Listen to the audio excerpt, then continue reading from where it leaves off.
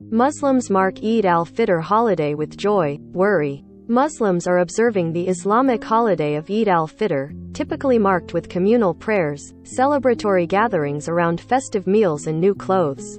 Cairo. For the Islamic holiday of Eid al-Fitr, the smell of freshly baked orange biscuits and powdered sugar-dusted cookies typically fills the air in Mana Abubakar's home. But due to higher prices, the Egyptian housewife this year made smaller quantities of the sweet treats, some of which she gives as gifts to relatives and neighbors. The mother of three has also tweaked another tradition this Eid, which began Monday in Egypt and many countries and marks the end of the Islamic holy month of Ramadan. She bought fewer outfits for her sons to wear during the three-day feast.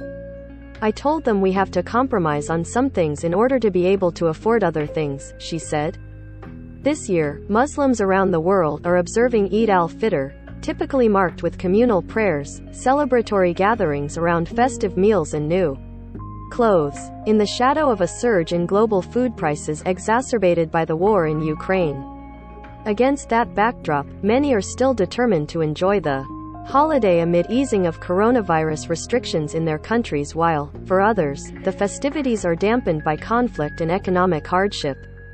At the largest mosque in Southeast Asia, tens of thousands of Muslims attended prayers Monday morning.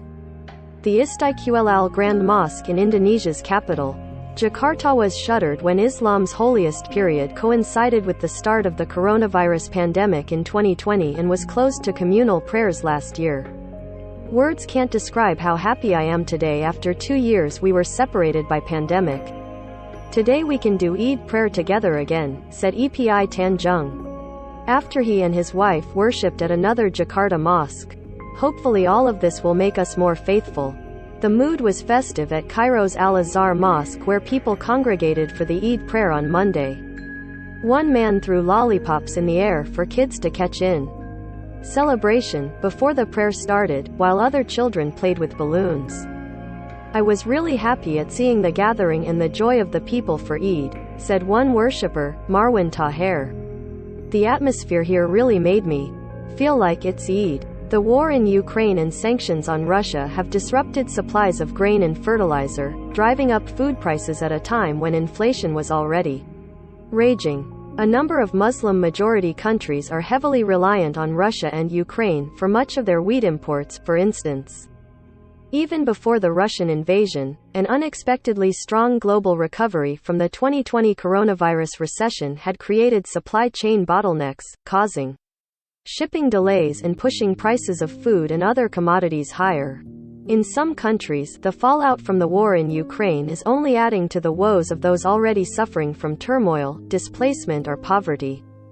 In Syria's rebel-held northwestern province of Idlib, Ramadan this year was more difficult than Ramadans past.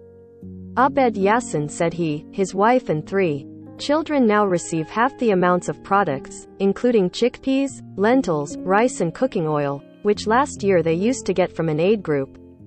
It has made life more difficult. Syria's economy has been hammered by war, Western sanctions, corruption and an economic meltdown in neighboring Lebanon where Syrians have billions of dollars stuck in Lebanese banks. In the Gaza Strip, though streets and markets are bustling, many say they cannot afford much. The situation is difficult, said Musab, a mother of 5, as she toured a traditional market in Gaza City. Employees barely make a living but the rest of the people are crushed. Mahmoud al-Madhoun, who bought some date paste, flour and oil to make Eid cookies, said financial conditions were going from bad to worse. However, we are determined to rejoice, he added. The Palestinian enclave, which relies heavily on imports, was already vulnerable before the Ukraine war as it had been under a tight Israeli-Egyptian blockade. Mayanto isolate Hamas, its militant rulers. Afghans are celebrating the first Eid since the Taliban takeover amid grim security and economic conditions. Many were cautious but poured into Kabul's largest mosques for prayers on Sunday, when the holiday started there, amid tight security. Frequent explosions marred the period leading to Eid. These included fatal bombings, most claimed by the Islamic State affiliate known as IS in Khorasan. province, targeting ethnic Hazaras who are mostly Shiites, leaving many of them debating whether it was safe to attend Eid prayers at mosques. "We want to show our resistance, that they cannot push us away," said community leader Dr. Bakr Saeed before Eid. "We will go forward." Violence wasn't the only cause for worry. Since the Taliban takeover in August, Afghanistan's economy has been in a free fall with food prices and inflation. At a charity food distribution center in Kabul on Saturday, Din Muhammad, a father of 10, said he expected this Eid to be his worst. "With poverty, no one can celebrate Eid like in the past," he said. "I wish we had jobs and work so we could buy something for ourselves, not have to wait for people to give us food." Muslims follow a lunar calendar, and methodologies, including moon sighting, can lead to different countries, or Muslim communities, declaring the start of Eid on different days. In Iraq, security issues also plague celebrations, with security forces going on high alert from Sunday to Thursday to avert possible attacks after a suicide bombing in Baghdad last year ahead of another major Islamic holiday killed dozens. In India, the country's Muslim minority is reeling from vilification by hardline Hindu nationalists who have long espoused anti-Muslim stances, with some inciting against Muslims. Tensions boiled over into violence at Ramadan, including stone-throwing between Hindu and Muslim groups. Muslim preachers cautioned the faithful to remain vigilant during Eid, which will be observed there on Tuesday. Indian Muslims are proactively preparing themselves to deal with the worst, said Ovais Sultan Khan, a rights activist. "Nothing is as it used to be for Muslims in India, including the Eid." Still, many Muslims elsewhere rejoiced in reviving rituals disrupted by pandemic restrictions. Millions of Indonesians crammed into trains, ferries and buses ahead of Eid as they poured out of major cities to celebrate with their families in villages in the world's most populous Muslim-majority country. The return of the tradition of homecoming caused great excitement after 2 years of subdued festivities due to pandemic restrictions. The longing for the Eid celebration in a normal way has finally been relieved today, although the pandemic has not yet ended, said Hadil Umam, a resident of. Many in the capital flocked to shopping centers to buy clothes, shoes and sweets before the holiday despite pandemic warnings and food price surges. Muslims in Malaysia were also in a celebratory mood after their country's borders fully reopened and COVID-19 measures were further loosened.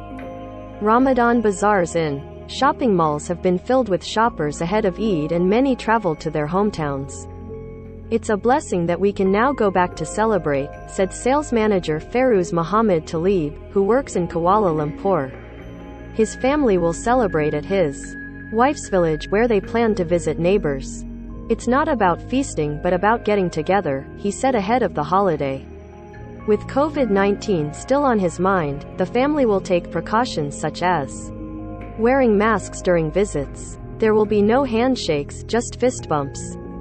Karmini reported from Jakarta, Indonesia, and Ganan from Kabul, Afghanistan. Associated Press journalists Eileen Ng in Kuala Lumpur, Malaysia, Wafa Sharafa in Gaza City, Gaza Strip, Ijaz Hussain in Srinagar, India, Bassem Meroe in Beirut, Samia Kulub in Baghdad, Ahmed Hatim in Cairo and Paul Wiseman in Washington contributed reporting.